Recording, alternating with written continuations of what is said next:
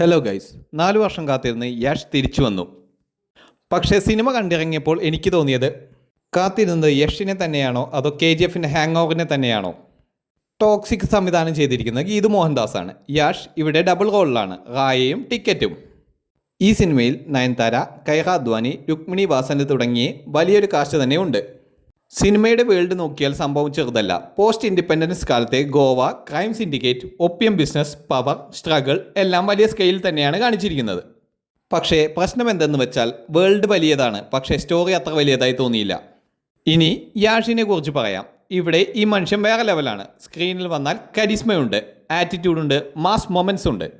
റായ ആയാലും ടിക്കറ്റ് ആയാലും യാഷ് തൻ്റെ സ്ക്രീൻ പ്രസൻസ് കൊണ്ട് സീൻസ് പിടിച്ചെടുക്കുന്നുണ്ട്. യാഷിനെ കാണാൻ പോയാൽ നമ്മൾ ഡിസപ്പോയിൻറ്റഡ് ആവില്ല. പക്ഷേ യാഷ് ഉള്ള സിനിമയിൽ നിന്ന് നമ്മൾ പ്രതീക്ഷിക്കുന്ന ലെവൽ കഥ കിട്ടുമോ എന്നതാണ് ചോദ്യം. സ്റ്റോറി ആൻഡ് സ്ക്രീൻ പ്ലേ, ഇവിടെയാണ് ടോക്സിക് ശരിക്കും സ്ട്രഗിൾ ചെയ്യുന്നത്. ഒരുപാട് ക്യാരക്ടേഴ്സ്, ഒരുപാട് ഇവൻറ്റ്സ്, ഒരുപാട് ട്വിസ്റ്റ്, ഒരുപാട് വയലൻസ്, ഇതൊക്കെ ഉണ്ട്. പക്ഷേ ഇതെല്ലാം കണക്ട് ചെയ്ത ഒരു പവർഫുൾ ഇമോഷണൽ ജേർണി ഉണ്ടാക്കുന്നതിൽ സിനിമ പലപ്പോഴും പിന്നോട്ട് പോകുന്നു. ചില സമയത്ത് തോന്നും ഈ സീൻ എന്തിനാണ്, അടുത്ത സീൻ വന്നാൽ അതും എന്തിനാണ് എന്നുള്ള സംശയം നമുക്ക് ഉള്ളിലുണ്ടാകും. ഒരു പോയിന്റ് കഴിഞ്ഞാൽ സിനിമ കാണുന്നതിന് പകരം നമ്മൾ കഥ അസംബിൾ ചെയ്യുകയാണ്. എഡിറ്റിങ്ങിലാണ് മറ്റൊരു വലിയ ഇഷ്യൂ.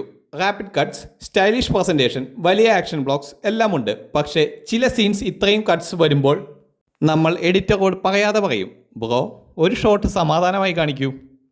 KGF സ്റ്റൈൽ എഡിറ്റിങ്ങിൻ്റെ ഇൻഫ്ലുവൻസ് ചില ഭാഗങ്ങളിൽ വളരെ ഒബ്വിയസ് ആയി തോന്നും. സ്റ്റൈലുണ്ട്, പക്ഷേ എല്ലായിടത്തും സബ്സ്റ്റൻസ് അതേ ലെവലിൽ തന്നെ എത്തുന്നില്ല. ആക്ഷനാണ് സിനിമയുടെ ബിഗ്ഗസ്റ്റ് പോസിറ്റീവ്സുകളിൽ ഒന്ന്.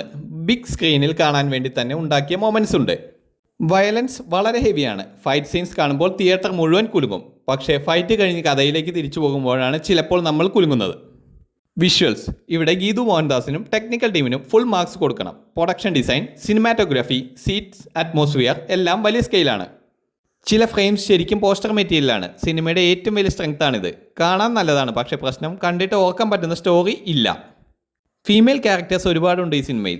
താര സുത്താരിയ, ഹുമ ഖുറേഷി, രുക്മിണി വാസന്ത്, കൈറ, നയൻതാര എല്ലാവരും ഉണ്ട്. ഇത്രയും ടാലൻറ്റഡ് ആയ ആക്ട്രസസ് എല്ലാം ഉണ്ടായിട്ടും അവരുടെ ക്യാരക്ടേഴ്സിന് സ്ക്രീൻ പ്ലേ വേണ്ടത്ര ഡെപ്ത് കൊടുക്കുന്നില്ല എന്നതാണ് ഈ സിനിമയുടെ ഏറ്റവും വലിയ പ്രശ്നം. അതുകൊണ്ട് പെർഫോമൻസ് മോശമാണെന്ന് പറയാൻ പറ്റില്ല. പ്രോബ്ലം ആക്ടേഴ്സ് അല്ല, റൈറ്റിംഗിലാണ്. മ്യൂസിക് ആൻഡ് BGM ചില സീൻസിൽ നല്ല ഇമ്പാക്റ്റ് ഉണ്ടാക്കുന്നുണ്ട്. പക്ഷേ ചില ഭാഗങ്ങളിൽ മ്യൂസിക് തന്നെ സീനിനേക്കാൾ വലിയ ക്യാരക്ടറായി പോകുന്നത് പോലെ തോന്നും. ചെറിയ ഒരു സംഭവത്തിന് പോലും ലോകം അവസാനിക്കാൻ പോകുന്നത് പോലുള്ള BGM ആണ് കൊടുത്തു വെച്ചിട്ടുള്ളത്. സിനിമയുടെ മൊത്തം റൺ ടൈം 3 മണിക്കൂർ 14 മിനിറ്റ്. ഇത് ചെറിയ കാര്യമല്ല. ഒരു സിനിമയ്ക്ക് ഇത്ര നീളുമ്പോൾ സ്ക്രീൻ പ്ലേ അത്ര തന്നെ എൻഗേജിങ് ആയിരിക്കണം. ടോക്സിക്കിൻ്റെ ബിഗ്ഗസ്റ്റ് പ്രോബ്ലം അതാണ്. നല്ല മൊമെൻറ്റ്സ് ഉണ്ട്, മാസ് മൊമെൻറ്റ്സ് ഉണ്ട്, വിഷ്വൽ സ്പെക്ടാക്കിൾ ഉണ്ട്. പക്ഷേ ഇടയ്ക്കിടെ സിനിമ ഡ്രാഗ് ചെയ്യുന്നു. അവസാനമായി പറയുകയാണെങ്കിൽ ടോക്സിക് മോശം സിനിമയാണോ?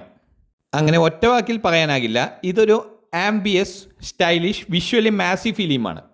പക്ഷേ സിനിമയുടെ പ്രധാന പ്രശ്നം story, screen play, editing, emotional connection ഇവ ഒന്നുമില്ല. അവിടെയാണ് സിനിമയ്ക്ക് ഏറ്റവും വലിയ നഷ്ടം സംഭവിക്കുന്നത്. KGF പോലൊരു സിനിമയാണ് നിങ്ങൾ പ്രതീക്ഷിക്കുന്നതെങ്കിൽ നിങ്ങളുടെ പ്രതീക്ഷയ്ക്കൊത്ത് ഈ സിനിമ ഉയർന്നിട്ടില്ല എന്ന് തന്നെ പറയേണ്ടി വരും. പക്ഷേ വലിയ സ്ക്രീനിൽ യാഷിനെ കാണാനും ആക്ഷനും വിഷ്വൽസും എൻജോയ് ചെയ്യാനും താല്പര്യമുണ്ടെങ്കിൽ ഒരിക്കൽ തിയേറ്റർ എക്സ്പീരിയൻസ് കൊടുക്കാം. സിനിമ കണ്ടിട്ടുള്ള എൻ്റെ റേറ്റിംഗ് 10ൽ 5.8. കൂടുതൽ സിനിമാ വിശേഷങ്ങൾക്കും വാർത്തകൾക്കുമായി ഈ ചാനൽ ഇപ്പോൾ തന്നെ സബ്സ്ക്രൈബ് ചെയ്യുക.